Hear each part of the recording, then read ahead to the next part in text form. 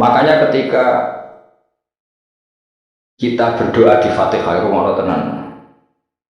Ketika kita doa di Fatihah seperti ihdinas siratal mustaqim, iku siratal ladzina an'amta alaihim. Mestinya normalnya kan tunjukkan kami jalan yang lurus, yaitu siratoka, jalan engkau ya Allah. Itu tidak seperti itu, tapi siratal ladzina an'amta alaihim, jalannya mereka yang telah engkau beri nikmat. Karena manusia nggak mungkin niru Allah langsung, mergo Allah itu boten apa?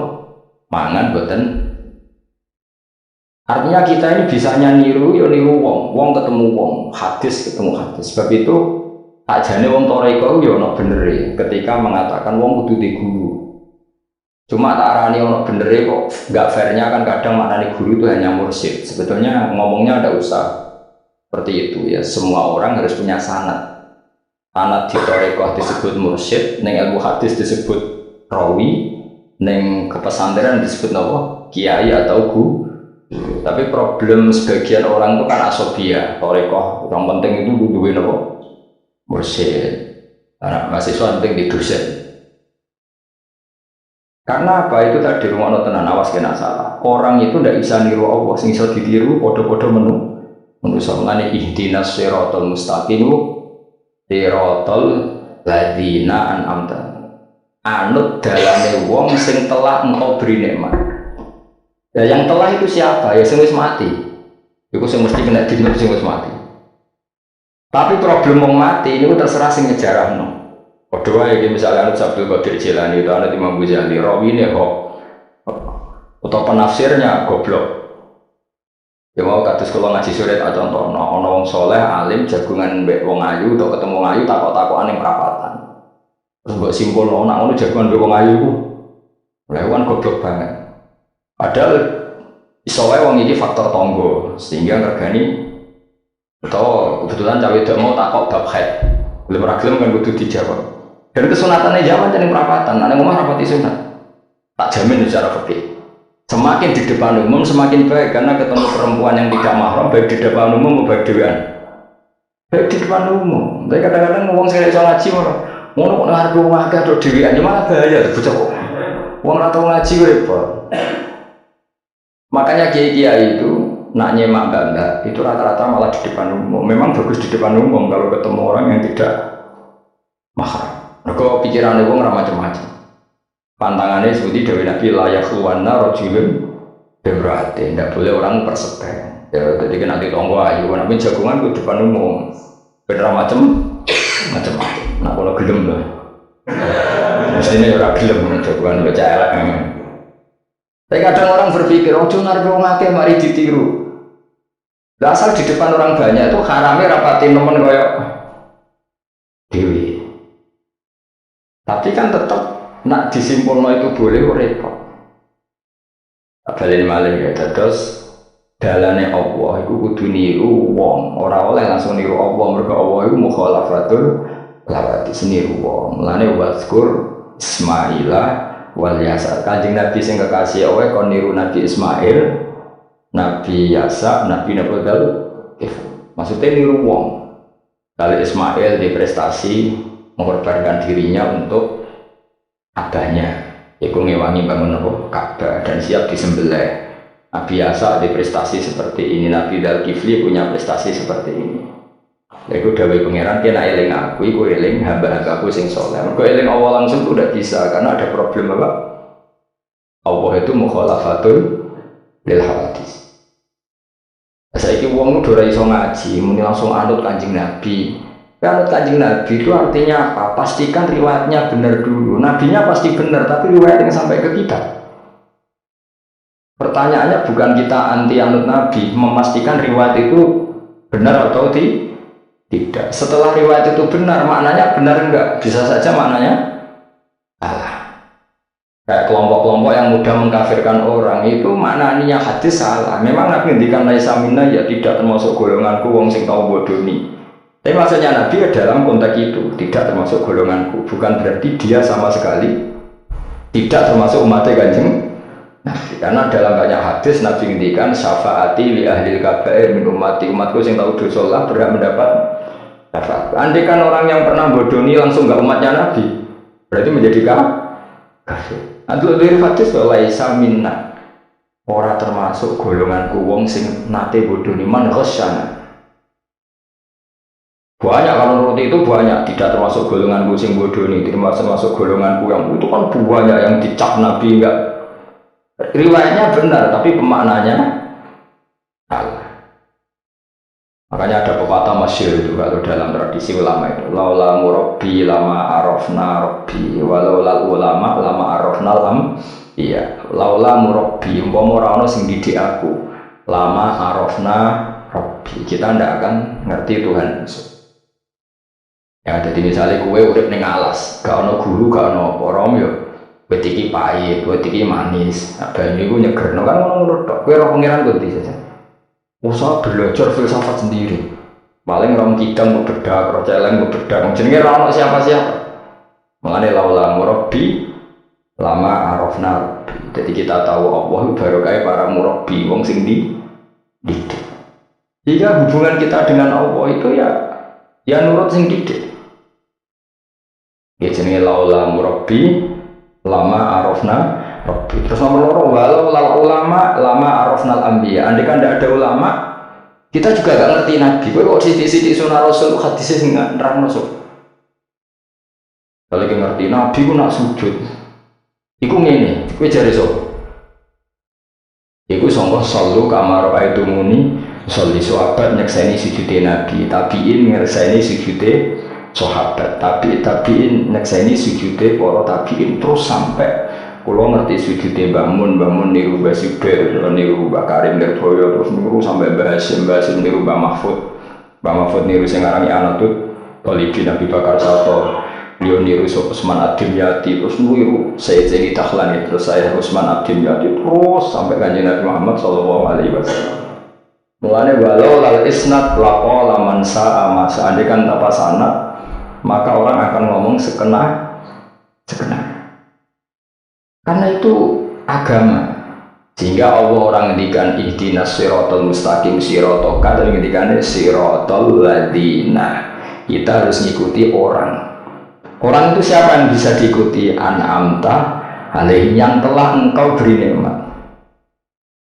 Jadi wong itu orang ngerti ngaji ini, soalnya anut Nabi. Karena kalau anut Nabi secara 100%, misalnya kita sisa niru, misalnya sisa niru hal tertentu, sesuai nak serampangan, saya sampai nak bedai. Saya misalnya sisa niru Nabi sholat qobliyah, terus qobliyah niru Nabi, cingkrangnya anut Nabi. Misalnya, terus dia niru Nabi. Nanti kalau agama itu tidak ada riwayat, Nabi urip di Mekah Medina, kenapa kamu tidak urip di Mekah Medina? Misalnya pertanyaannya seperti itu. Maka yang ini terus panjang. Nah, memperdebatkan seperti ini itu tidak ada dulu lama. Mulai dulu nggak ada memperdebatkan seperti ini. Karena ulama lah yang tahu cara pandang usul fikih ini. Nabi ketika nempat di Medina itu jenis waqi'atu ainin, satu fakta. Sementara Nabi Nasrul Islam itu misi. Ulang lagi, Nabi nempat di Medina namanya waqi'atu ainin, satu fakta. Tapi Nabi Nasrul Islam menyebarkan Islam itu satu misi, satu himmah, satu cita-cita. Sehingga kalau ulama ditanya, kamu hidup di Medina tapi nggak bisa menyebarkan Islam, dengan hidup di Uni Soviet dan menyebarkan Islam, milih mana? Sehingga Sayyidina Ali karramallahu wajhah itu milih pindah ke Najaf, ke Irak. Karena beliau menganggap Medina sudah cukup aman Islamnya, aman peradabannya. Beliau ingin menyebarkan Islam di bagaimana? Kufah, yaitu tenggene Najaf. Nah, tapi nggak bisa kamu katakan, Sayyidina Ali gak niru Nabi urip di Medina, kok dia pindah di Irak. Tapi karena pertanyaannya bisa dibalik, nak tetap di Medina, orang Jawa nguyai segoro tahsilul asik. Karena mendakwai sesuatu yang sudah jalan. Tapi kalau ke Irak menyebarkan agama. Waktu kali ini, nak peneng Papua, itu nggak masjid sebagai pendiri. Tapi nak peneng kota, ngurmat masjid itu untuk apa? Misalnya, cara gue boleh ridani pangeran. Nah, misalnya, jadi ulama usul fikih yang tahu duduk perkaranya. Ya sudah, kita harus ngikuti ulama. Karena dia yang tahu, beliau-beliau ini yang tahu cara pandang. Mengenai laulal ulama, lama arafnal. Dulu ketika era murni itu orang sodako itu biasa, mesti diterima. Hadiah ya biasa mesti diterima. Tapi ketika era Umar bin Abdul Aziz, beliau jadi khalifah, dulu seperti itu namanya sodako, sekarang suap. Semenjak itu ada aturan baru, kalau orang sedang jabat, kok dikasih hadiah orang berperkara itu nggak boleh karena potensinya. Dulu nggak kebayang ada suap itu, karena orang kalau ngasih ya ikhlas, bahkan diterima itu sudah senengnya bukan. Nah ini enggak, salam tempel sidik ngatur kiai. Mulai dolim. Jalur ada orang aneh-aneh, orang sekedar undang pengajian, jalur swargo. Amit-amit tenan. Justru itu mari rasa swargo, ngomong salam tempel ngono kok. Jalur aneh apa? Jadi saya ulang lagi ya, ilang-ilang makalah ulama, laula murabbi lama arafna rabbi, walau lalu lama arafnal anbiya. Karena kita butuh sana. Kalau kamu tanpa sanad, maka bayangkan Islam itu sesuai yang kamu bayangkan tadi. Jadi misalnya bayangkan Nabi itu figur yang begini-begini, padahal kadang Nabi itu figur yang secara ilmu sholah itu malah kadang nggak iso nalar. Sing iso nalar itu ilmu yang riwayat. Misalnya gini, Nabi itu punya sisi unik. Kalau dahar itu di depan umum, ya kadang sampai di luar di depan umum. Terus kalau memperlihatkan sebagai manusia itu ya diperlihatkan. Kenapa? Karena Nabi jadi Nabi itu setelah Nabi Isa. Nabi Isa karena begitu sempurna malah kecelakaan dianggap pengiran. Sehingga Nabi itu kalau dari di depan umum. Terus Nabi istrinya banyak. Karena untuk mempertegas bahwa Nabi itu tidak Tuhan. Karena ciri utama Tuhan itu tidak beristri, tidak beranak, tidak makan, tidak minum. Jadi kamu ini cara bahasa modern itu Nabi justru bikin kontra dengan Tuhan supaya kelihatan tidak sebagai Tuhan. Nak loro ya bangga, nak dahar ya bangga, nak ngopi ya bangga. Justru itu bagus, itu di ranah ilmu. Tapi nak di ranah rasa, kan seneng di panutan sing terkenal atau mangan. Terkenal atau ngombe kan kesannya kan luwe wow luwe keren, tapi secara ilmu itu tidak bagus karena nanti ada potensi kecelakaan dianggap Tuhan. Itu contoh-contoh kecil, jadi itu ilmu. Nah, yang tahu itu ya tak ulang lagi ulama. Justru Nabi ketika sakit, ketika dipanah ya luka, ketika diantemi wong kafir ya berdarah-darah, itu bagus. Orang nggak perlu memitoskan Nabi itu orang yang misalnya nak dipanah rata tegas, dibacok rapopo. Iku gak Nabi pendekar jadi paham. Jadi tapi itu secara ilmu dan sahabat nggak pernah kecewa misalnya nyon sewu Nabi dipanah rapopo ya kecewa ya seneng aja. Karena mereka diajari Nabi, aku itu gak pangeran. Nah ini saya cerita, jadi andai kan agama itu tidak berdasar sanad, tidak berdasar ilmu, maka orang akan menghayalkan agama dengan pikirannya sendiri. Itu kan seperti orang idolakan Gajah Mada, wah Gajah Mada terlalu sempurna, sampai musno, jadi kalau kuburan nih, baliknya nih langit, soalnya lah musno, terus macam-macam. Nah bayangkan kalau agama disepertikan itu, betapa bahayanya, makanya agama itu butuh apa? Sanad. Karena sanad ini yang menjaga konstitusi apa? Agama. Makanya lengi-lengi apa? Laulal ulama lama arafnal anbiya, walau la murabbi lama arafna rabbi. Kita tidak pernah tahu Tuhan betul. Nah maka guru ini posisinya kuat sekali. Saking kuatnya posisi guru, ya guru yang seperti ini sampai ada pepatah tadi manta alama bila sehin fasehu setan. Orang belajar tawa guru berarti gurunya itu setan. Karena ekstrimnya guru, ekstrim pokoknya orang tanpa guru itu. Nah kemudian terus mulai ada dominasi, orang toreko hanya nganggap itu mursyid, mahasiswa hanya nganggap itu dosen misalnya, terus di tradisi ilmu itu guru. Sebenarnya itu tidak itu semua, yaitu bagian dari itu, tapi tidak itu semua, yang penting itu ada sana. Jika cara pandang itu tadi Nabi di Medina itu waqi atau ainin, satu fakta sosial. Meskipun dengan segala fadhil ilal Madinah, tetap itu satu fakta sosial. Itu hanya Rasulullah terbanyak hidup di Kufah. Mulai Sayyid alim-alim di Kufah, setelah itu pindah ke Yaman. Apakah pindah ke Yaman itu berarti meninggalkan tempat gaya Rasulullah? Tidak seperti itu. Tapi ciri utama Nabi itu dakwah dan nasrul ilmu. Dan yang butuh zaman itu Yaman ya ke Yaman, yang butuh itu ke Indonesia ya ke Indonesia. Nah, andai kan sunnah Rasul dimaknai secara sepihak, kudu urip ning Madinah. Berarti orang Islam sekali kan ning Madinah gak dianggap sunnah. Wah, kan terus panjang jadinya. Makanya terus ada ilmu, yaitu namanya usul fikih. Usul fikih itu yang ngatur itu semua, yang bisa menganalisis. Caranya gampang saja. Zaman Nabi Sugeng itu sudah nyuruh Sayyidina Ali ke Yaman, disuruh dakwah ke Yaman. Beberapa sahabat diduru ke daerah-daerah terpencil. Artinya apa? Andai kan yang ditempati Nabi Medina itu jadi sentral, harus orang di Medina, Nabi tidak akan menyuruh orang keluar dari. Tapi nyatanya mereka disuruh keluar demi kepentingan dakwah. Berarti keluar dari Medina itu bukan meninggalkan sunnah Rasul. Akhirnya terus jadi ilmu. Makanya terus dibedakan mana waqi'atu ainin, mana yang misi. Tentu didahulukan apa, misi atau himmah. Jadi itu harus ada ilmunya, memang seperti itu. Misalnya termasuk yang paling terkenal saya contohkan berkali-kali, Nabi itu kalau sedekah ya pakai tamar, kalau uang ya pakai dinar. Tapi ilmu kita tahu maknanya itu adalah alat tukar. Hingga di Indonesia kita sedekah pakai rupiah. Kalau Nabi pakai tamar, kita ganti beras karena maknanya kut, makanan pokok. Oh coba pakai niru Nabi. Lagi niru Nabi saya ini berarti sedekah rupiah gak niru Nabi. Nabi nggak pernah sedekah pakai rupiah, tapi pakai apa? Dinar. Nah itu terus ada ilmunya, yaitu disebut ada ilmu waqi'atu ainin. Kebetulan Nabi orang Mekah, maka sedekahnya pakai dinar. Di era itu orang Mekah seringnya dahar kurma. Terus itu semua dimaknani kod sama alat tukar. Kod sama alat tukar. Sekarang alat tukar rupiah ya berarti sedekahnya rupiah. Kalau zakatnya dulu makanan pokok di Mekah, ya kita zakat pakai makanan pokok di Indonesia, maknanya beras. Itu ya ulama lagi yang tahu itu ulama.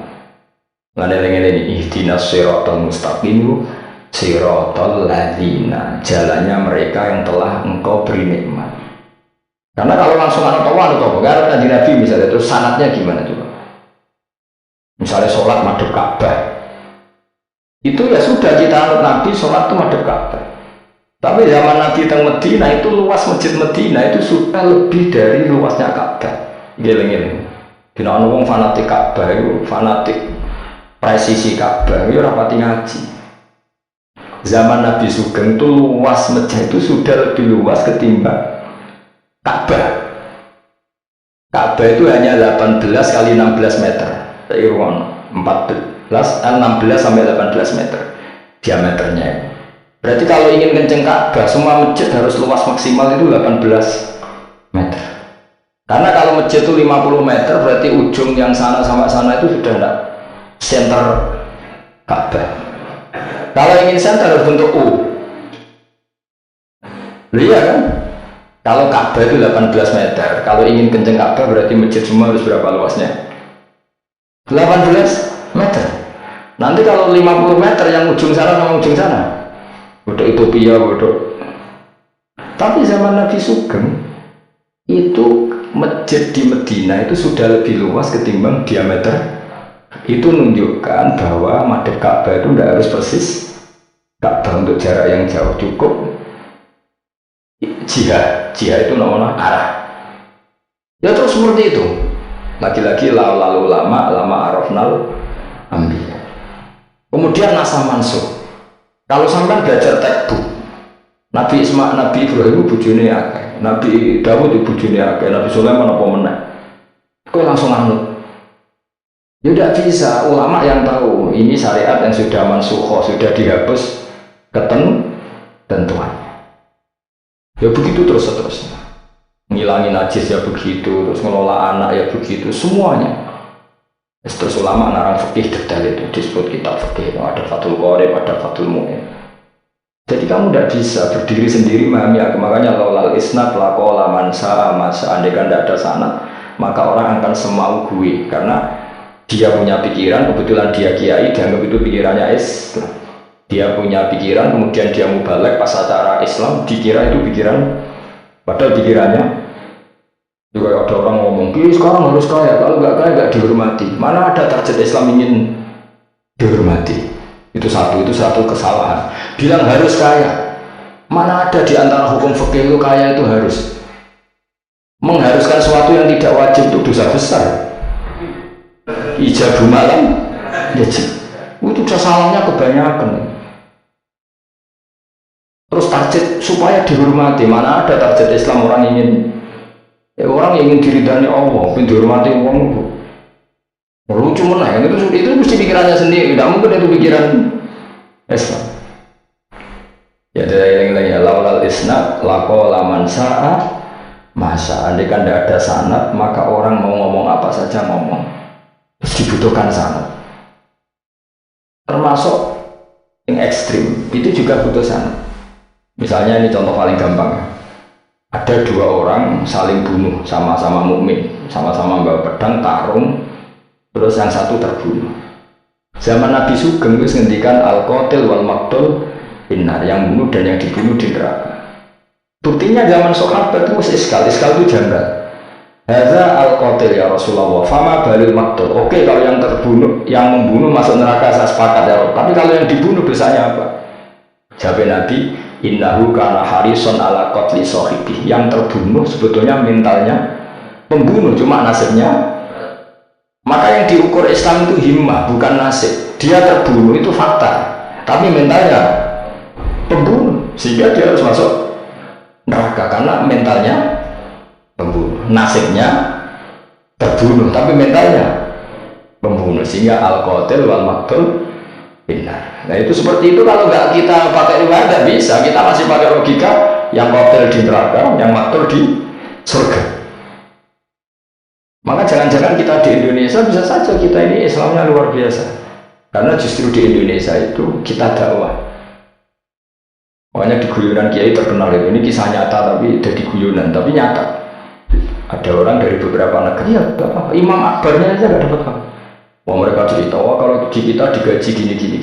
Karena negara sudah peduli sama imam masjid, sama imam musola gini. Nah, setelah dia bangga sama kiai Indonesia digosok. Makanya kamu sholat terus ya, takut potong gaji. Itu kagetnya bukan main, yang ulama-ulama internasional.